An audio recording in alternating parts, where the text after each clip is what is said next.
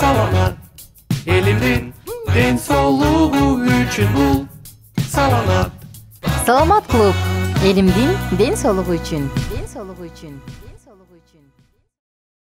Кутман кечиңиздер менен, кутман күнүңүздөр менен биздин сүйүктүү катталуучулар, баарыңыздар менен кийинки подкастты кайрадан баштап отурабыз. Жана эгерде сиз мурунку подкастты көргөн болсоңуз, биз кыз жигит өзүнүн үй бүлө курууга кантип даярданыш керек, ушул жөнүндө сөз кыла алды экенбиз. Бүгүн ушул теманы улантабыз убадалагандай эле. Жана албетте төрүбүздө психолог бар, Аида Дакенова. Саламатсызбы? Саламатсыңарбы? Кандай жетип алдыңыз? Жакшы, баардыгы рахмат. Üşүгөн жоксузбу? Жок.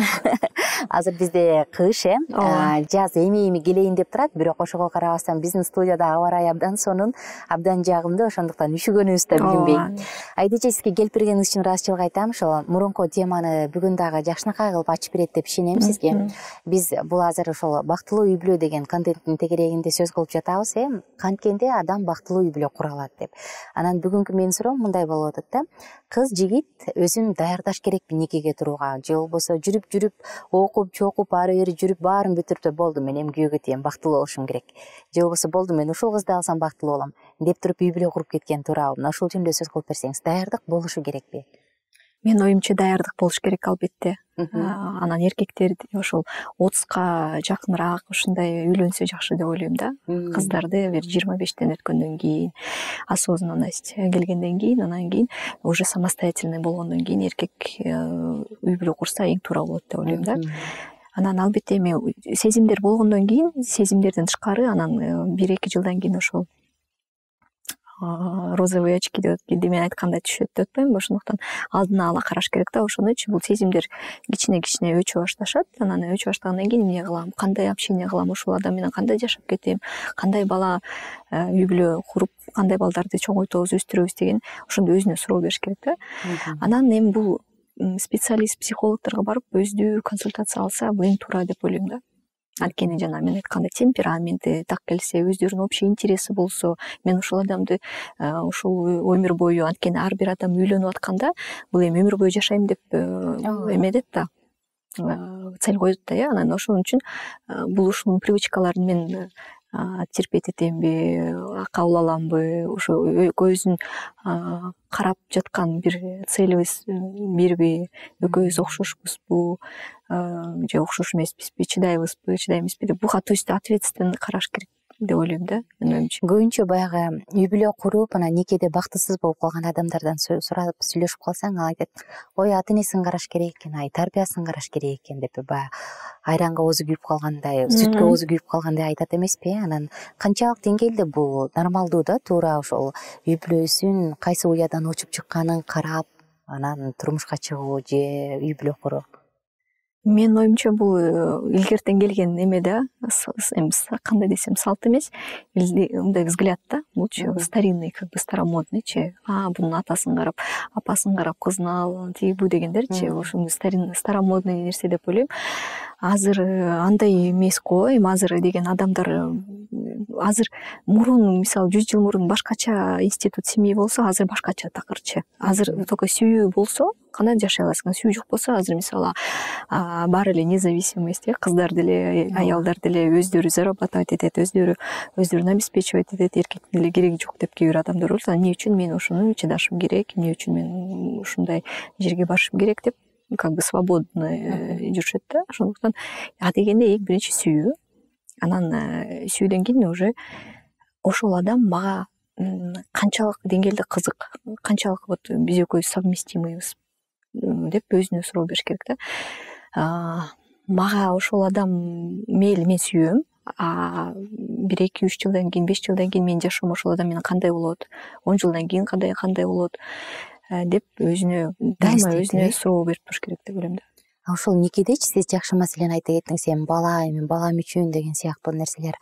Үй бүлөдө мүмкүн сезим жок калды, бирок кой эми баланы атасы жок калтырмак белем, же эми ушуну таштап кетмек белем деп жашаганын өзү канчалык деңгээлде туура да, адам өзүн ошо бала үчүн курмандыкка берип жашагандык?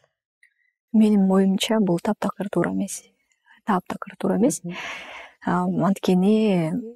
Анткени сен өзүң бактылуу боло албасаң, анан жөн эле чыдап жашасаң, сен балаңа ошондой модель поведенияны бересиң да. Ошондой модель поведенияны, бул ушундай сценарийди өзүң балаңа тартуулайсың да. То есть бул нормалдуу нерсе, чыдаган нормальный, чыдаш керек, атасы уруп атса, сабап атса мисалы үчүнчү, ошону бала көрүп энеси чыдап жүрсө, эчтеке дебесе, мисалы эч кандай попыткаларды ошо кылбаса түшүнүп ошо бир эмеге келгенгечи, анда бул бала ошону көрүп өзү дагы үй бүлөсүн ошондой курат да, несчастливый.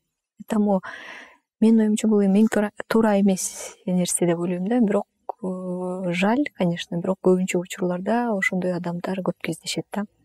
Ошо психолог катарычы баягы үй бүлө кургандан кийин, мисалы мурунку учурда качан төрөйт эми бул келин деп күтчү эле го, азыр болсо жаштар өздөрүнүн үй бүлөсүн өздөрү пландаштырып калды да. Кайсы учурда балалуу болууну пландаган туура да, канча жылдан кийин туура? Болду, мен бул адам менен жашап кете алам, же мен муну чынында сүйөт экенмин деп кабыл алып, анан кой эми балалуу бололу деген учур кандай болот негизи? Болобу ушундай, же үйлөнгөндөн кийин балалуу боло бериш керекпи? Бул сиз айткандай жана туугандар же тааныштар айтып келет го, сен качан балалуу болосуң, канча жылдан бери жашап жүрүп эмне балалуу? Бул деген нарушение личных границ деп коет психологиядачы. Бул туура эмес да, эми башка адамдын жашоосуна кийлигишип сураганычы, бул өздөрүнүн иши, жеке өздөрүнүн жашоосу, жеке өздөрүнүн иши, балалуу болобу бул өздөрүнүн гана иши да. Качан туура келет деген, бул адам үй бүлө өздөрү чечет го бунучу. Мунун конкреттүү мындай эмеси жок, точно бул мынчадан кийин балалуусун жашы мынчадан кийин деп. Бир аз убакыттан кийин деп ойлойм, может быть 1 жылбы, 3 жылбы, ар кимге ар кандай да. Бирок ошо каалаш керек да, эң адегенде каалаш керек ошону. Балалуу болгонду каалаш керек. Жөн эле просто мен үй бүлө курдум, балалуу болушум керек дегенде сен баланы бактылуу кыла албайсың. Бул адегенде өзүнүн жүрөктөн чыккан сезим керек да, ошо балалуу болгум келет, аябай балалуу болгум келет дегенде гана сен балалуу болсоң жакшы, эң туура да. Мага дагы абдан кызык болуп атат да, баягы көп психологияны карай турган болсоң, үй бүлөдө кризис жылдары деп бөлүшөт эмеспи? Анан эгерде ушул жылдан өтүп кетсең, анда мынча жыл тынч жашайсың, анан мындан өтүп кетсең, аны сен мындай кабыл алып каласың деген сыяктуу бир модельдерди сунуштайт эмеспи? Канчалык деңгээлде ушул туура? Анан баардык эле үй бүлөдө иштейби? Мен кризис жылдары же бири-бирин кабыл ала албай калуу жылдары? Ооба, психологдор бөлүшөт ошондой акттарды, семейный кризистерди. Менин оюм боюнча андай бөлө берсе болот, кыла берсе болот. Хоть канча подразделение, хоть менин оюм боюнча кризис бул биздин жашообузда келаткан пожизненный мындай эми. Биздин жашообуз мисалы 80-100 жашка чейин жашасак, ошол жашообуздун время от времени кризис болуп турат да. Бул кризис деген эмне? Переход с одной на другой. То есть это переход, просто эле переход да. Анан жанагы переход семейный отношенияда эми бир в среднем мындай статистика бар экен да. 7 жылдын ичинде ошол 10 бул печальный статистика экен, конечно. 10 семьянын үй бүлөдө бир 5-7 жылдын ичинде 80% үй бүлө курап калат экен да. 20 эле гана процент калат экен бекем болупчу. Ошондуктан, если карап байкаштырам десеңиз, то где-то примерно в среднем 5-7 жыл үйүңүзгө мындай эме кылышыңыз керек да. Байкап көрүшүңүз болот да ошол адамдычы, канчалык мен ошол адам менен кийин жашай алам, кийин жашай албайм деген. 5 жылдан 7 жылга чейин карап. 5-7 жылга чейин. Просто ошондой статистика бар экен да, Россияда ошондой статистика бар экен. 5-7 жылдын ичинде 80% элестетсеңиз үй бүлө куруп. Мисалы, биз бекем үй бүлөнүн сырлары жөнүндө сөз кылып атпайбызбы? Анан сизге консультацияга келгендердин көпчүлүгүндө жалпысынан кандай көйгөй болуп келет ушул үй бүлөлүк маселелерде чыр чыкканда? Эң негизги себептердин бири эмне болот?